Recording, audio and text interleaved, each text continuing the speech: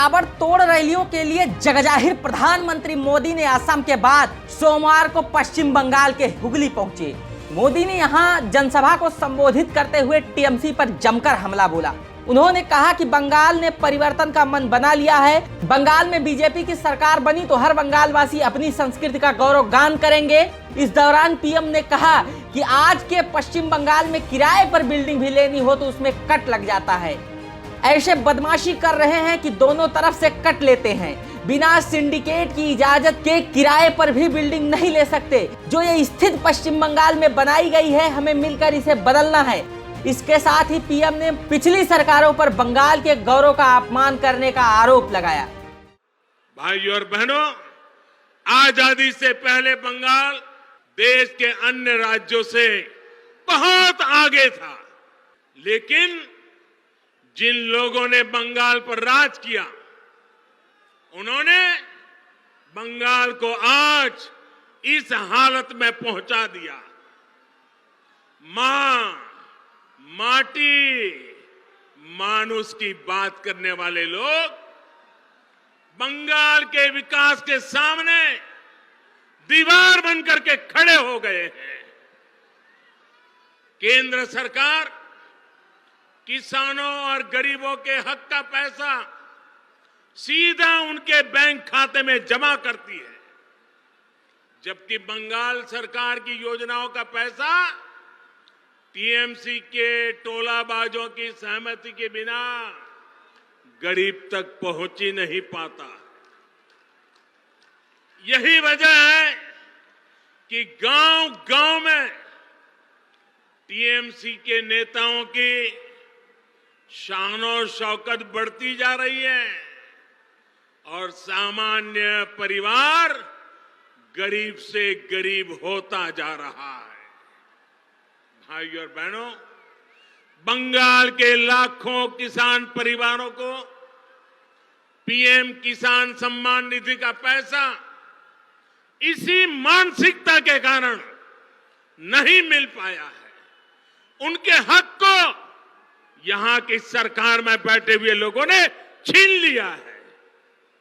बंगाल के लाखों गरीब परिवार आयुष्मान भारत योजना के तहत 5 लाख रुपए तक के मुफ्त इलाज की सुविधा से आज भी वंचित है।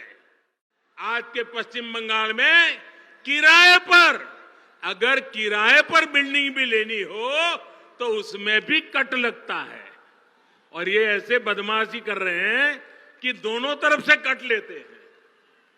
बिना सिंडिकेट की इजाजत के किराए पर बिल्डिंग भी नहीं ले सकते। इस स्थिति को पश्चिम बंगाल के बारे में बनाई गई इस धारणा को हमें मिलकर के बदलना है और इसलिए यहां आसोल परिवर्तन लाना है। यहां पूर्व बहार से कमल खिलाना है। साथियों, बंगाल का विकास तब तक संभव नहीं है जब तक यहां सिंडिकेट का राज रहेगा। बंगाल का विकास तब तक संभव नहीं है जब तक यहां टोलाबाजों का राज रहेगा। बंगाल का विकास तब तक संभव नहीं है जब तक कट कल्चर बंगाल में रहेगा। बंगाल का विकास तब तक संभव नहीं है जब तक शासन प्रशासन गुंडों को आश्रय देगा। बंगाल का विकास तब तक संभव नहीं है जब तक कानून का राज पश्चिम बंगाल में स्थापित नहीं होता। ये तब तक संभव नहीं है जब तक पश्चिम बंगाल में सामान्य जन की सुनवाई करने वाली सरकार यहां नहीं बनती है। इसी स्थिति को बदलने के लिए आज पश्चिम बंगाल के कोने कोने से आवाज आ रही है। আর নয় অন্যায়, আর নয় অন্যায়, আমরা আসল परिवर्तन चाहिए। देश के गांवों में हर घर तक पाइप से पानी पहुंचाने के लिए जल जीवन मिशन चल रहा है। प्रयास यह है कि हमारी बहनों, हमारी माताओं, हमारी बेटियों को पानी लाने में अपना समय और अपना श्रम न लगाना पड़े। प्रयास यह है कि हमारे बच्चों को प्रदूषित पानी से होने वाली अनेक बीमारियों से बचाया जा सके। बंगाल के लिए ये मिशन इसलिए ज्यादा जरूरी है क्योंकि यहां 1.5-2 करोड़ से अधिक ग्रामीण घरों में आप चौंक जाएंगे इन्होंने बंगाल की हालत क्या की है। 1.5-2 करोड़ ग्रामीण घरों, और उसमें से सिर्फ देश भी आज सुनेगा तो चौंक जाएगा।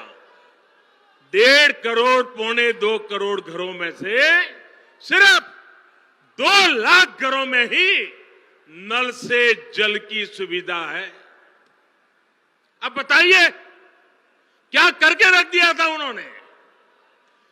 आज देश में अभियान चल पड़ने के बाद अब तक इस अभियान के तहत लगभग देश में 3 करोड़ 60 लाख घरों को पानी के कनेक्शन दिए जा चुके हैं।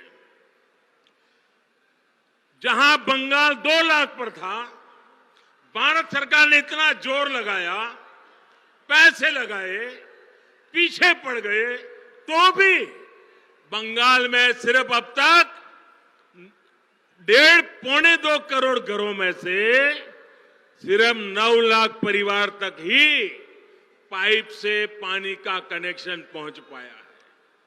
यहां की सरकार जिस रफ्तार से काम कर रही है और उस रफ्तार से तो पश्चिम बंगाल के हर गरीब के घर पाइप से जल पहुंचाने में पता नहीं कितने साल बीत जाएंगे।